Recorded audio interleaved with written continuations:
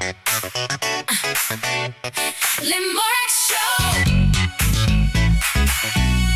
Spécial vacances. Et avec Mike Perez ce matin, on fait la vaisselle. Ouais, disons, on va surtout lancer le lave-vaisselle. Enfin, lancer, pas à travers la fenêtre. Hein. S'il te plaît. On va le programmer et puis surtout utiliser le bon programme. Faire les choses correctement. Ça, c'est important. Mike Perez.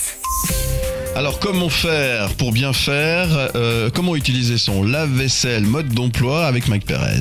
Ça, c'est l'éternel débat. Toi, tu rinces ta vaisselle avant de la mettre dans le lave-vaisselle. Ouais, ça dépend l'état de l'assiette. Enfin, si vraiment il y a beaucoup, oui, autrement pas. En fait, il faudrait pas. Bah non, parce que en fait, ce que les économies que tu veux faire. Non, mais c'est surtout que les plus modernes de la vaisselle, dans un premier temps, en fait, ils détectent le degré de saleté de ta vaisselle que tu as mis. Donc, si tu as tout rincé puis que c'est juste à peine sale, en fait, il va penser que la vaisselle elle est quasiment propre. Donc, il va pas forcément utiliser beaucoup de détergent et puis il va pas mettre beaucoup d'intensité dans son programme de lavage. D'accord. Donc, si tu as mis des assiettes qui sont super propres puis d'autres qui sont un peu plus sales, tu vas avoir un mauvais mix, on va dire ça comme ça. D'accord. Donc, il faut pas rincer. Alors oui, si tu as des restes de repas, tu vas pas mettre tes restes de nourriture dans le lave-vaisselle. Tu passes juste un petit coup comme ça.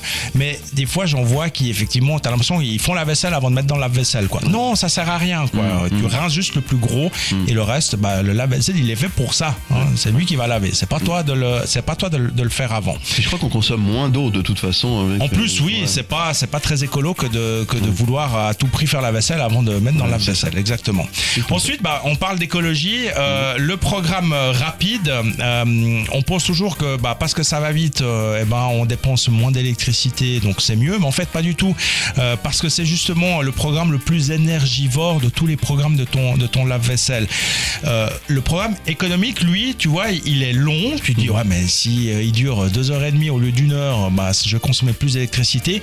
Oui et non, parce qu'en fait, par exemple, l'eau, il va la chauffer lentement, tranquillement, donc sans forcément tirer beaucoup de puissance. Ouais. Donc voilà, la lenteur, c'est parfois une vertu dans ce genre de situation. D'accord. Et puis, la troisième erreur qu'on fait souvent, c'est de laisser le lave-vaisselle avec la porte tout le temps fermée, même une fois que tu l'as vidé ou autre, quoi. Non, il faut laisser au moins entrouvert parce que faut aérer, exactement. Surtout quand tu as fini un cycle de lavage, tu as quand même toujours un peu d'humidité, de condensation comme ça. Okay. Donc là, c'est important de laisser même grand ouvert. C'est ce qui est l'idéal. Tu laisses grand ouvert, histoire que ça sèche bien. Et là, tu pourras effectivement repousser un tout petit peu ta porte et laisser juste entrouvert. Parce qu'évidemment, ta porte de lave-vaisselle grande ouverte au milieu de la cuisine, des fois, c'est un obstacle. C'est ça. Donc, c'est pas beau. Faut éviter. Oui, c'est pas très joli. Une belle cuisine et puis on a une porte ouverte. Puis il faut éviter de se prendre les pieds dedans et puis de s'encoubler et puis de tout casser. C'est ça. Donc voilà, tu dois vraiment penser à ça. Puis après, il y a aussi la manière de ranger ta vaisselle, notamment par rapport au couvert.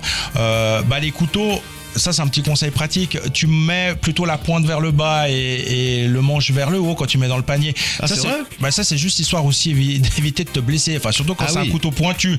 Non, mais d'accord. Pour laver, c'est mieux le contraire, non? Non. Du coup, ça lave la même chose. Donc c'est plus pour toi, en l'occurrence, un peu plus safe de mettre la pointe en bas. Ouais. Les fourchettes et les cuillères, là tu mets les manches en bas parce qu'effectivement comme ça, ta fourchette, ta cuillère seront plus espacés, donc ça sera mieux pour les laver. Et puis t'évites effectivement de faire en sorte que les cuillères, notamment tu sais, elles se superposent, elles soient collées l'une à l'autre, parce que sinon là au milieu entre deux ça va pas forcément bien laver. Et puis une dernière chose, c'est ce qu'il ne faut jamais mettre dans ton lave-vaisselle, notamment les poêles qui ont un revêtement anti-adhésif, les poêles en téflon notamment, parce qu'en fait le cycle de lavage va endommager ta poêle et au bout d'un moment du coup elle sera plus efficace. Donc il faut éviter ça, il faut le faire à la main. Les cocottes ont fonte, elles rouillent si tu les mets dans le lave-vaisselle, donc là aussi il faut éviter. Les tubes, puisqu'on parlait des tubes l'autre jour, les boîtes en plastique, tous ces contenants en plastique. Il faut pas. C'est pas idéal parce que là aussi ça finit par s'user, ça peut se déformer, ça peut gondoler, donc c'est pas optimal. Si tu le mets une fois de temps en temps, c'est pas la fin du monde, mais disons qu'il faudrait éviter. Et puis surtout les ustensiles en bois, que ce soit des cuillères, que ce soit des planches à découper ou des choses comme ça, il faut éviter parce que ça gonfle. En fait, avec l'humidité et la chaleur, ça gonfle et ça se déforme. Et puis, les verres à vin, quand c'est des beaux verres à vin, ça aussi on recommande de les faire plutôt à la main, parce que ça peut aussi, tu sais, tu as toujours cette petite couche un peu brumeuse qui vient se déposer. Tu as beau utiliser le marketing le plus efficace que tu peux voir dans ces pastilles de lave-vaisselle, rince éclat, tout ce que tu veux, que ton verre, non, au bout d'un moment ton verre il finit par ternir un tout petit peu. Donc voilà, on conseille aussi à ce que les beaux verres à vin, déjà que si tu les as payés cher, autant effectivement en prendre soin. Donc voilà, pensez effectivement à bien utiliser son lave-vaisselle pour une vaisselle efficace. Dis donc, ma vie va changer avec tout ça. J'espère, c'est la moindre des choses. Merci Mike Pérez. On parle de quoi tout à l'heure? Tout à l'heure, je te parle des câbles USB. T'en as certainement des dizaines et des dizaines qui traînent. Et comment tu sais ça? Parce qu'on est tous pareils. Et tu vas te rendre compte que juste quelques-uns suffisent. Allez, à tout de suite. Le Morac Show, spécial vacances. Le Morac Show, spécial vacances. Très bonne matinée, merci d'être avec nous. On va parler de tous ces câbles USB, ces petits raccords qui nous permettent de brancher le téléphone, la télé, le machin, le truc. Et ces câbles pour finir, on en a 150 000 et on sait pas quoi faire avec. Et on les garde toujours, on sait pas pourquoi. Et on les garde et au final, tu te rends compte qu'un seul câble suffit presque pour tout faire. Presque, ça dépend. Les sujets de Mike. Alors que faire avec tous ces câbles? Doit-on les garder? Doit-on s'en séparer? Comment il faut s'en sortir avec tout ça, mon cher Mike? Bon, la bonne nouvelle, c'est que depuis quelques années, quand même, il y a une norme, l'USB-C. Tu sais, c'est ce câble avec la fiche un peu ovale, qui est uniforme.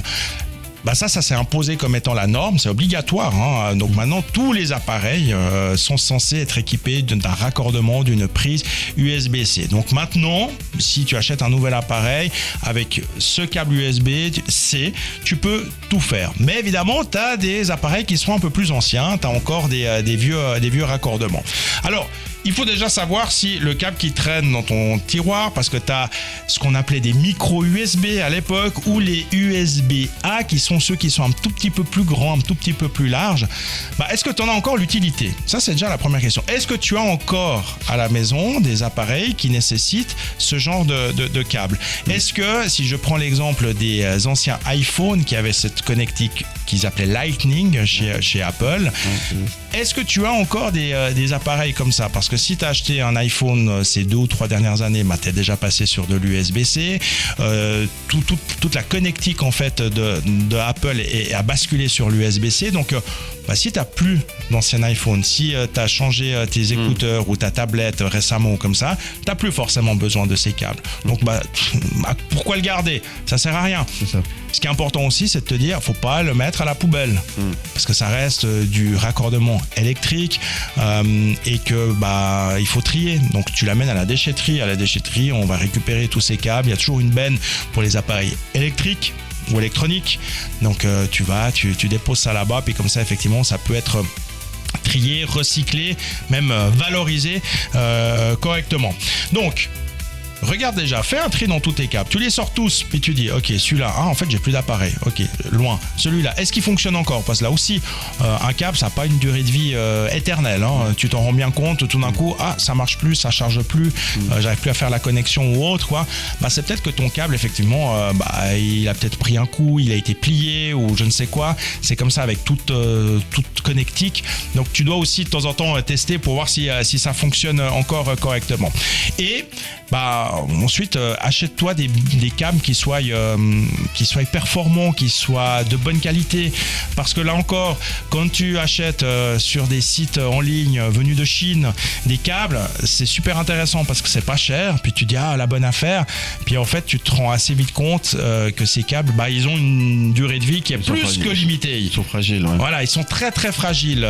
Au moindre petit à-coup, ils vont lâcher. Donc, tu as meilleur temps de payer un petit peu peu plus cher ton câble. Oui, c'est vrai, c'est vite tonton plutôt que de payer 20 francs un câble original, par exemple, que ce soit chez Apple ou d'autres, peu importe la marque, alors que tu les trouves effectivement à 1,50 franc sur ces sites en ligne. La tentation, elle est énorme. On l'a tous fait, au moins une fois. Puis on a tous expérimenté et puis on s'est tous dit, ouais, finalement, le bon marché revient toujours trop cher. Ouais, bah, c'est ça. Donc, C'est du souvenir. Fais du tri et puis ensuite voilà, pense à déjà en avoir quand même suffisamment toujours sous la main. Alors il n'y a pas besoin d'en avoir 150 comme on disait avant. C'est toujours bien d'en avoir 2 ou 3 au cas où, quoi, parce que t'en as oublié. C'est bien d'en avoir un qui traîne dans ta voiture, c'est pratique. donc qui traîne au fond de ta sacoche, à la maison forcément aussi, quoi. Donc voilà, faut en avoir 2 ou 3, mais ça sert à rien d'en avoir plus.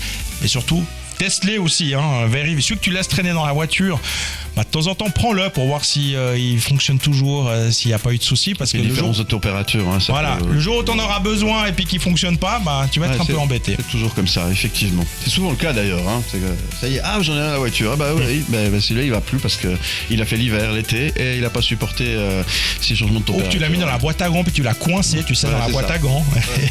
Et du coup, effectivement, c'est du vécu, on sent le. Merci Mike Pérez pour ces bons plans.